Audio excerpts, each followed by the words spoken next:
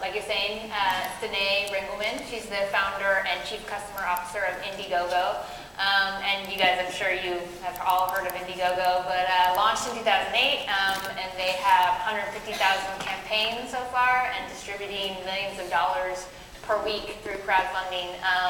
And 7,000 campaigns are active currently at any one time on the site. And Mladen, Barbaric, he's the founder and CEO of Pearl Studios. And Pearl Studios he led up the design of the Shine, the Misfit wearable Shine device, which actually he's wearing right now on his lapel.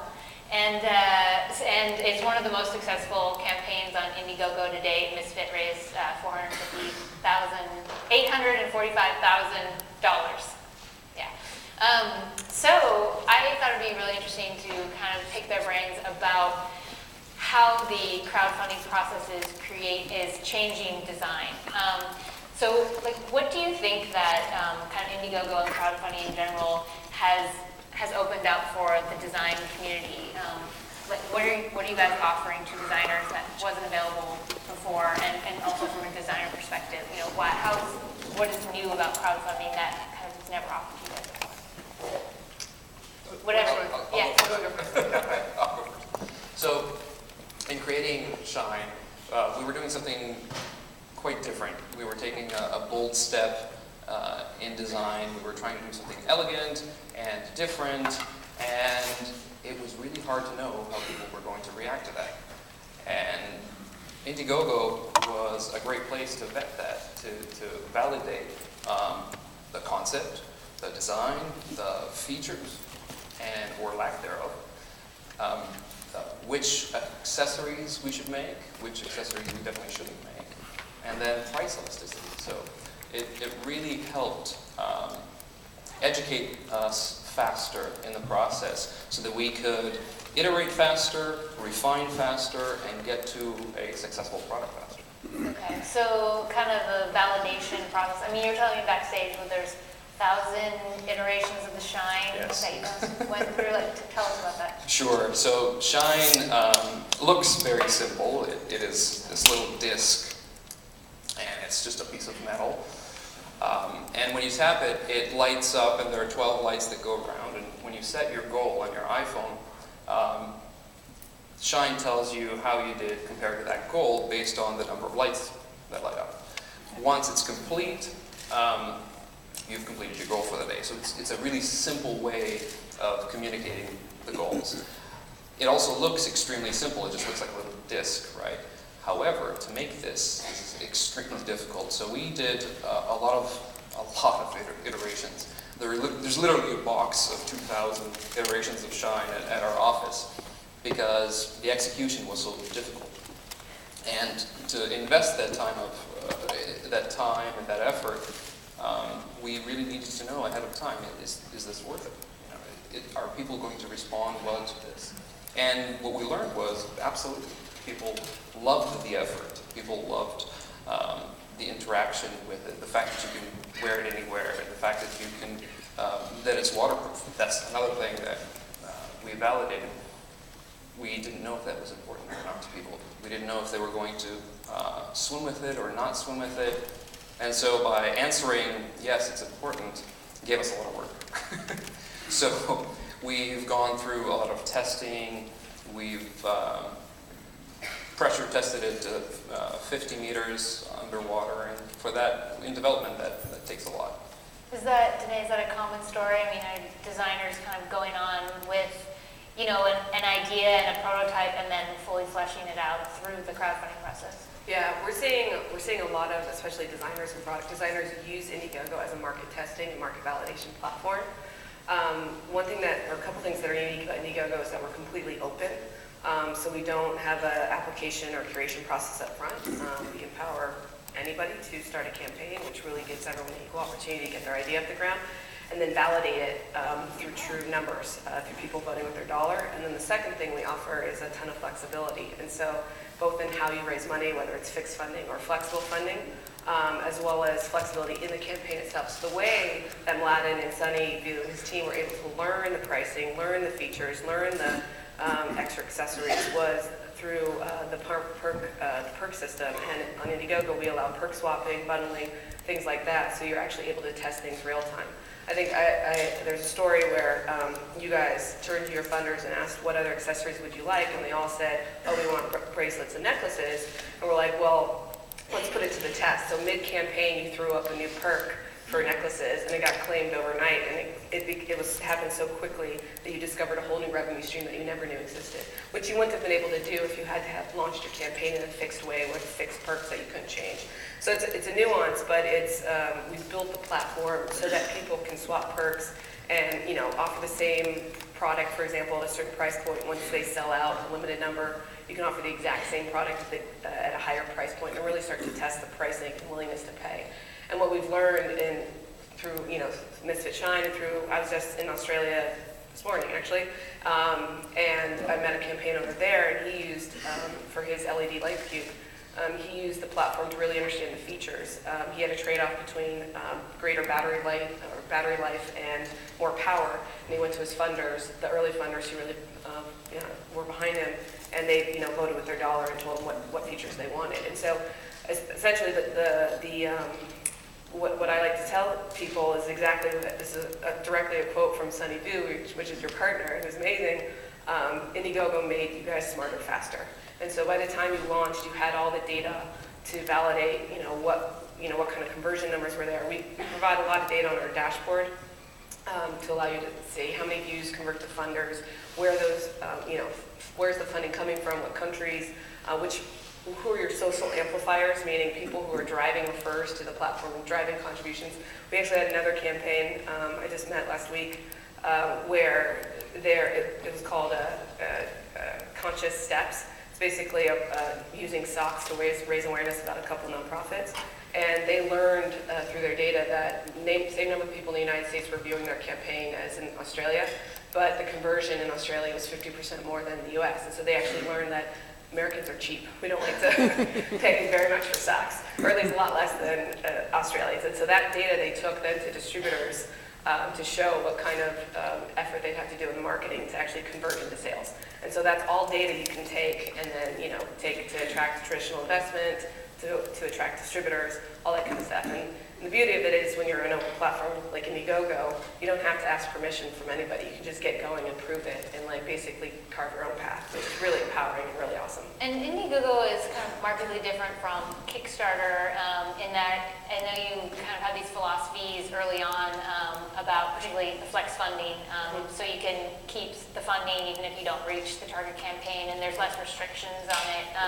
And particularly, Misfit originally, I think, went through Kickstarter or was looking at Kickstarter, right. And then it didn't Kickstarter was just section. better known at the time, right? So we didn't know about it Indiegogo as much. But. Right, and so can you talk a little bit about the philosophies behind that, like why you made those decisions versus I mean, I started working on Indiegogo, or what became Indiegogo, probably back in 2001, 2002.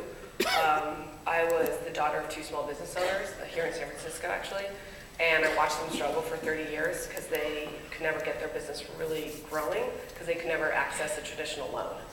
They were kind of locked out of the traditional system, and so I actually went into finance after college to really understand how money flowed and how decisions got made, and started helping filmmakers and theater producers on the side, and actually started to fail for the exact same reasons my parents failed, which was we just didn't know the right people. We didn't know the venture capitalists. We didn't have the right network. And so I had this event where it's a culminating moment where Arthur Miller had given me and this director permission to produce a one-night event, like an audience like this, and get actors to volunteer their time to read a play. And at the end of the night, my goal was to get the investors to write a big check and turn it into a full-blown production. And I worked months on it, and it all went to nothing. The investors actually loved the play, but they had different objectives. They didn't really know me, and I didn't have the strong relationships there. So I was pretty naive back then. This was over 10 years ago, but it was in that moment that I realized that the reason finance is broken is because the people who want the ideas to come to life, in this case it was the audience and the play and the actors, didn't actually have the power to make it happen. And so I wanted to go and start a company to put the power back in the hands of the people to decide which ideas and businesses and creative projects and nonprofits and everything should come to life. And that's when I quit and did it. And so I met my co-founders. They had been experiencing very similar frustrating experiences with raising money for their endeavors. Slava, my co-founder, he had been raising money for charity, and Eric for theater. And so together we're like, we need a platform that truly democratizes finance, where we saw eBay doing it for commerce and YouTube for video distribution. So why, if there's a place where you can buy anything from anybody, why can't there be a place where you can fund anything from anybody? And so we created this open platform where anybody with an idea could create a campaign and give it a go, and anybody could fund what mattered to them. And it's very core to our philosophy. That's why a lot of people call us like the YouTube for funding. You don't have to ask permission to upload a video. You don't have to ask permission to upload or create a campaign. And what it was driven out of, though, was, again, disrupting this whole financial ecosystem, which is built on gatekeepers. It was built on the system of people, third-party decision makers, basically making guesses and deciding who has the right to raise money and who doesn't, and who has the best potential and who doesn't.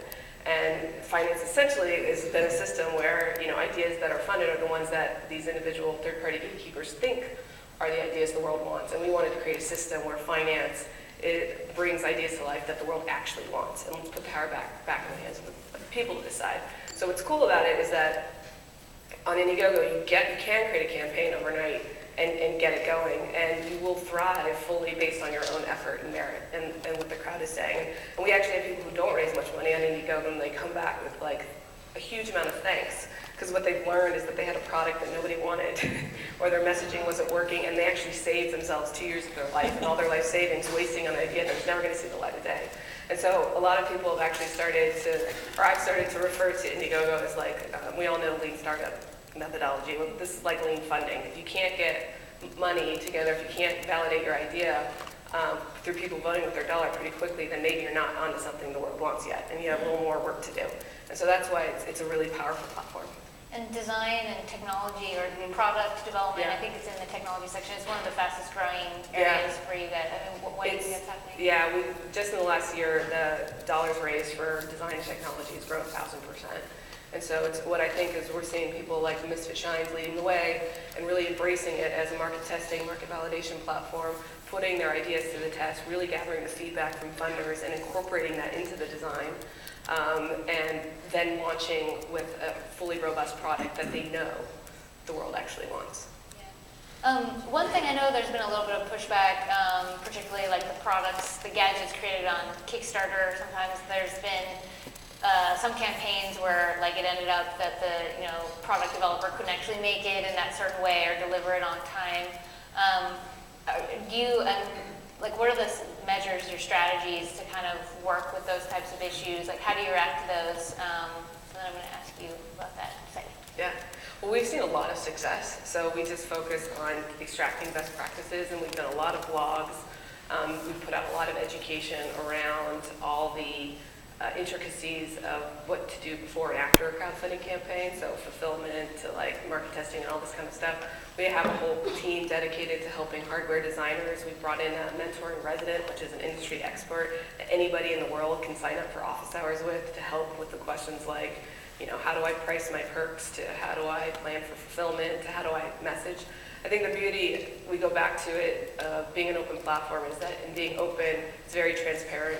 We don't decide who's there and who's not, and so funders have a very transparent experience where they know that Indiegogo hasn't necessarily endorsed any one campaign per se.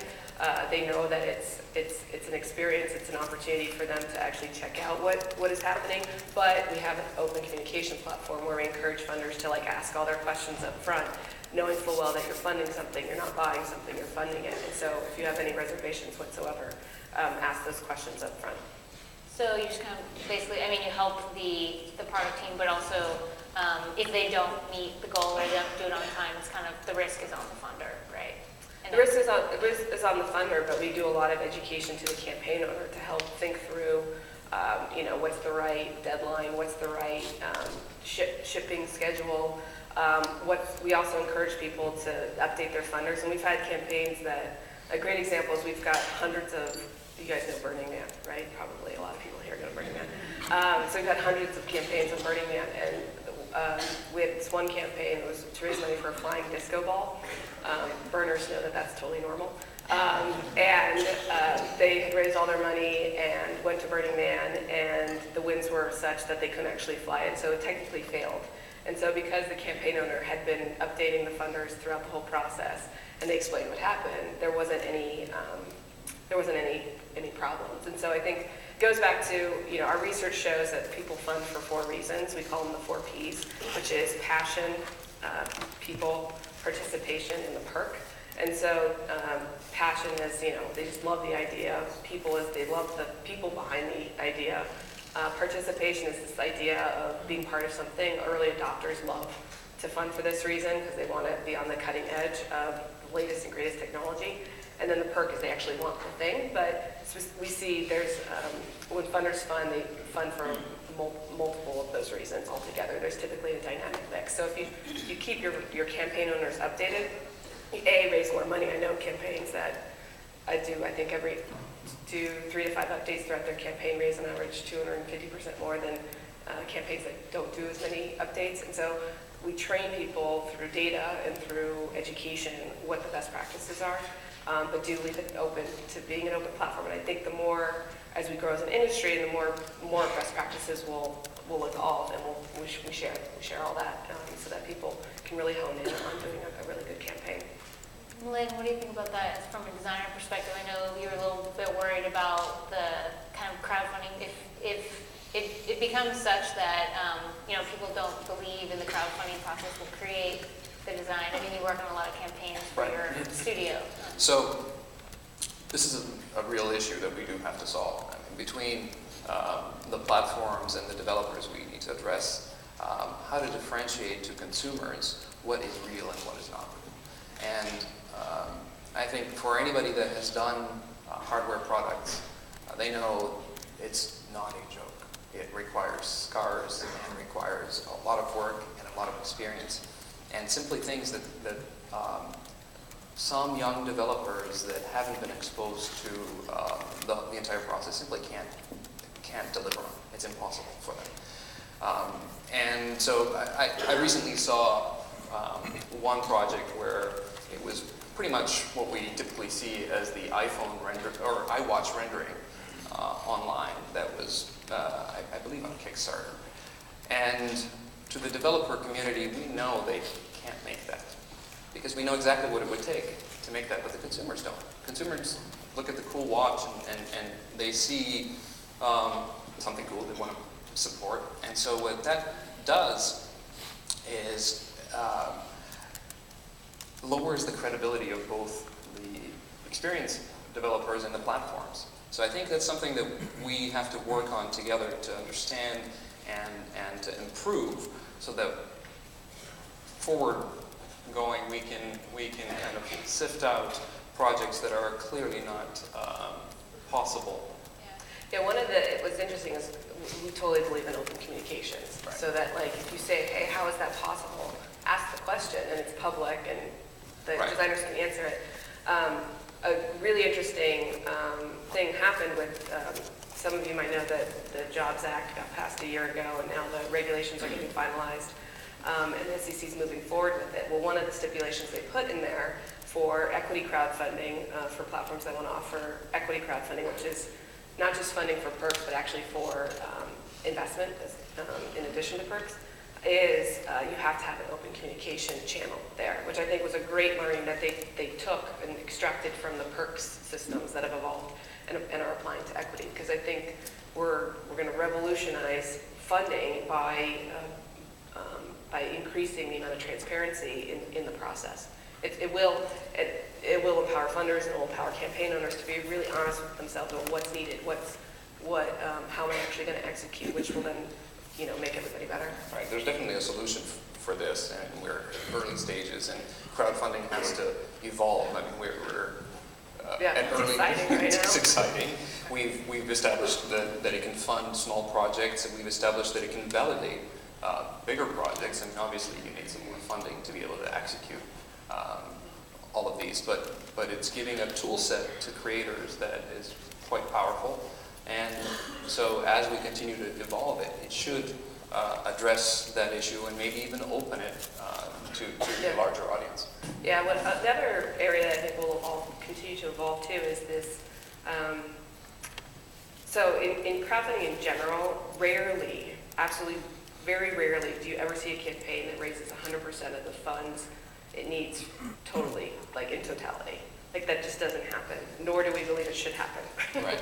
We actually encourage campaign owners to break down their funding goals into chunks and raise the amount of money they think they can raise right now and put to work right now to make traction in their project. And then to show something to funders so they can come back into another campaign or use it as a way to attract, venture capital or angel investment or what have you.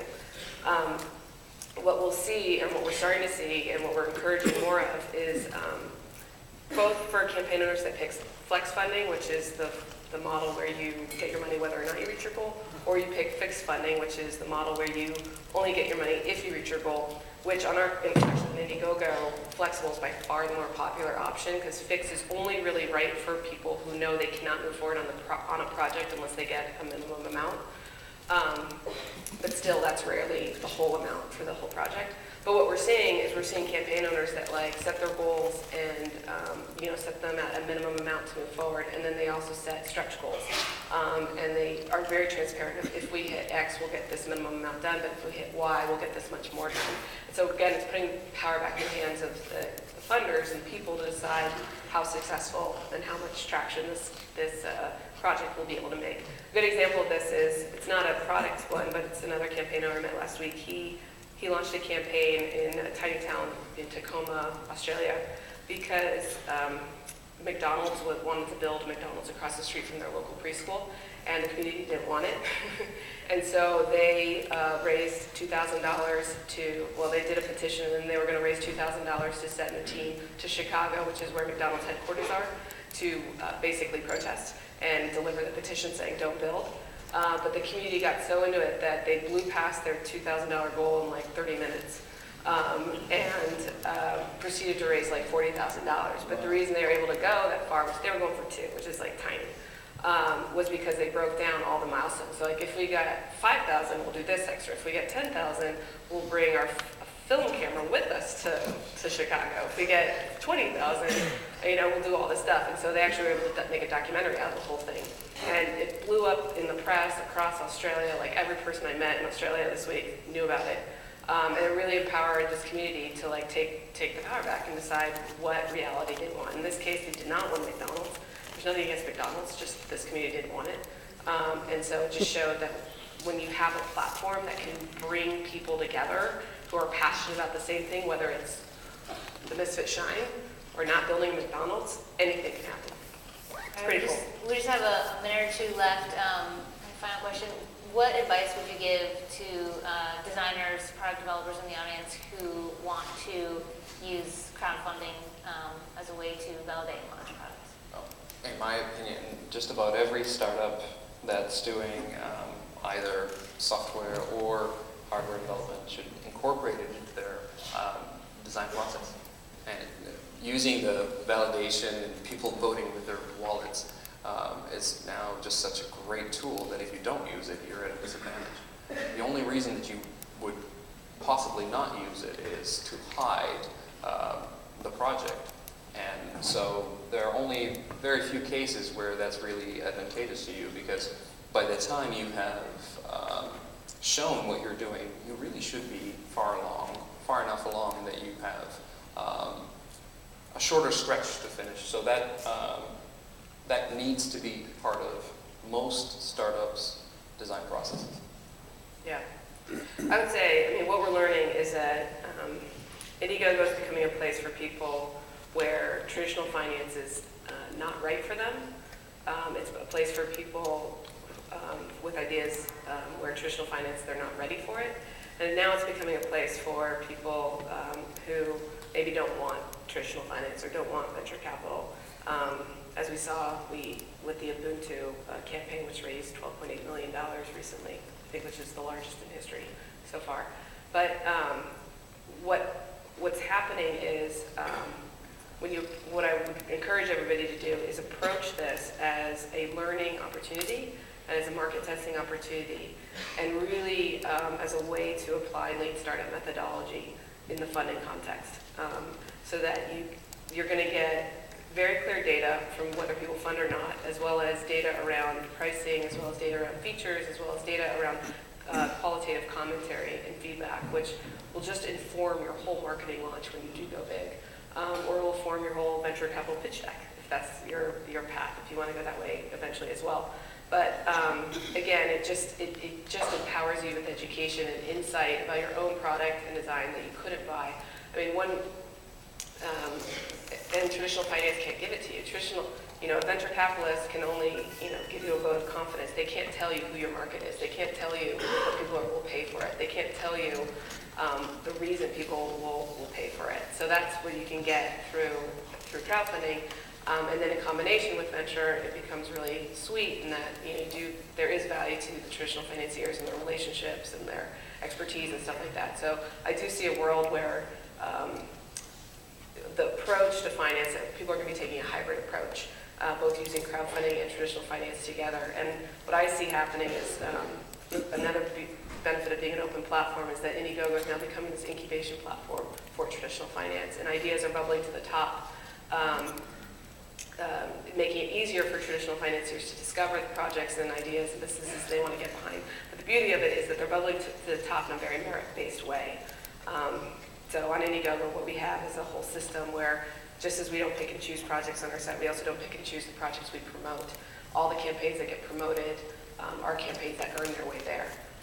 We've developed a thing called the Go-Go Factor, which is like a Google PageRank algorithm where the harder you work and the more engaged your audience is, the higher your Go-Go Factor, and then the higher your Go-Go Factor, the more you get promoted. So really the hands and power is literally in your hands and your audience's hands, which I think has just never been happened before. Finance has always been a system where the power is in a few people's hands. What we're doing is changing that and putting power back into your hands as the creators, as well as your funders and your customers, which is cool. Right, we are out of time. But thank you, Danae and Mladen. It was great, and I'm sure you guys can grab them outside if you have follow-up questions. Thank you.